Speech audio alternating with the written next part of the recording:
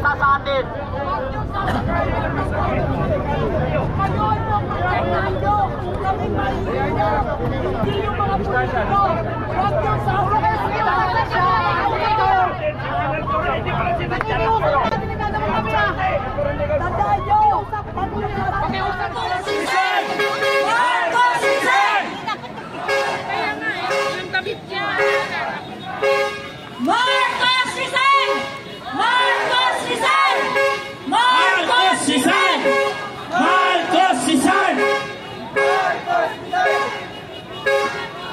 Meron pong matinding problema ang bansa natin ngayon.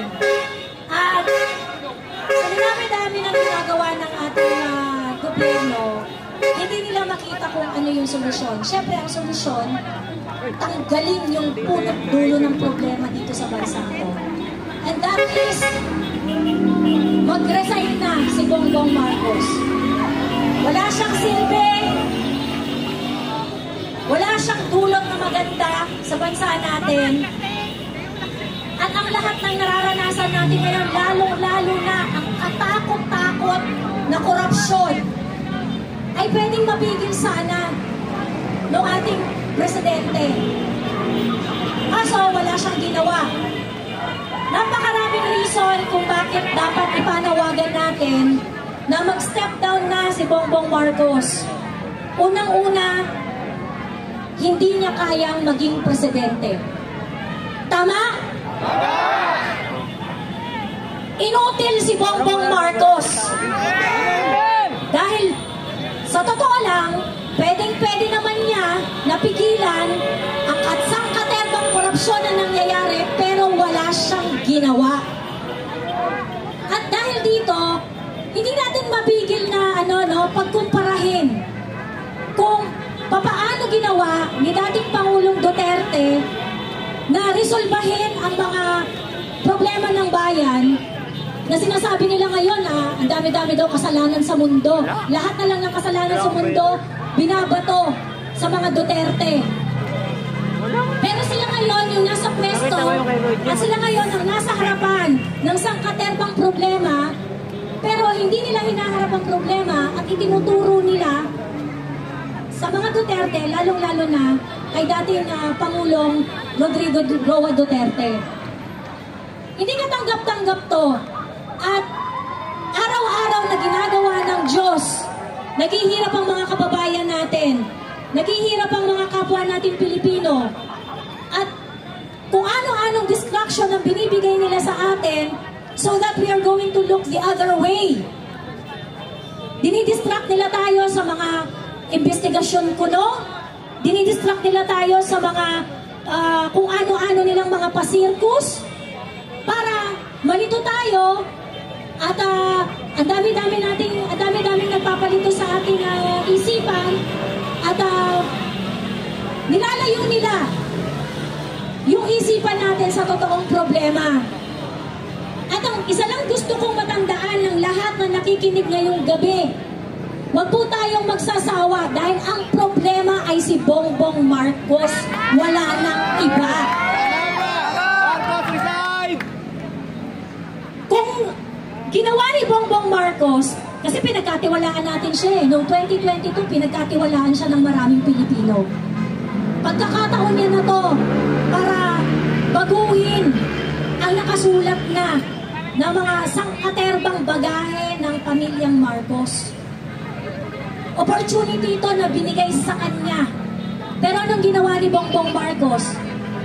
Yung ninakaw ng tatay niya ng 21 years, ginawa niya in 3 years. Walang kahihiyan. Halang ang kaluluwa, correct?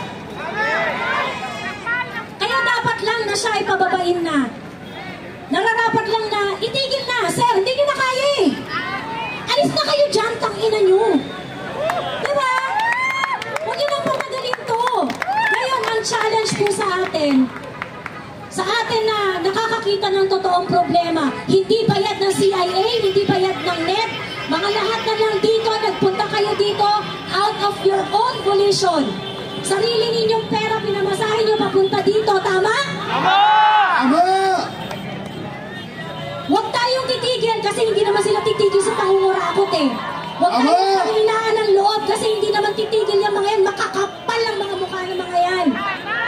Huwag tayong mapagod ipaglaban ng kinabukasan ng mga anak natin, ng mga bagong darating ng mga Pilipino. Huwag tayong mapagod na isigaw ang mga bagay na gusto natin para sa bayan natin. Huwag tayong mapagod na mangarap para sa bayan natin na hindi naiimpluwensyahan ng kahit sinong banyaga. Tayo yung legit, tayo yung totoo na nandito, na sumisigaw ng sarili nating boses para ipaglaban ang bayan natin. Hindi tayo bayad ng NED. Hindi tayo bayad ng CIA. Pilipinas lang yung nasa puso natin. Tama? Tama! So, huwag po tayong magsawa. Isigaw at ilaban ang bansang Pilipinas. Ubusin natin ang lahat ng korap. Ubusin natin ang lahat ng mga nanggagahasa sa ating bansa. At sana sa mga susunod pa ng mga araw, magtiyaga po tayo, mag-invest po tayo para sa kinabukasan natin. Yayain po natin ang mga kaibigan natin, kapamilya natin. Kailangan nating magkaisa at ipakita kung gaano tayong kadismayado dito sa gobyernong ito. At yung araw-araw po na lumilipas, yung pag-delay nila sa investigasyon, yung kanilang paggawa ng excuses, tandaan po ninyo, yung investigasyon na pinapahaba nila, hindi yung investigasyon para makakuha sila ng mga impormasyon laban sa mga magnanakaw. Nagtatago na yan. Yung mga nanakaw nila, nililigpit na nila. Kaya mas maigting dapat ang panawagan natin. Habang pinapatagal po natin ito, lalo nilang naibabaon yung kanilang mga ninakaw, tinatago nila para hindi na natin makita. This is an urgent call. Dapat po, lumabas na po tayong lahat sa mga nakikinig dyan sa social media.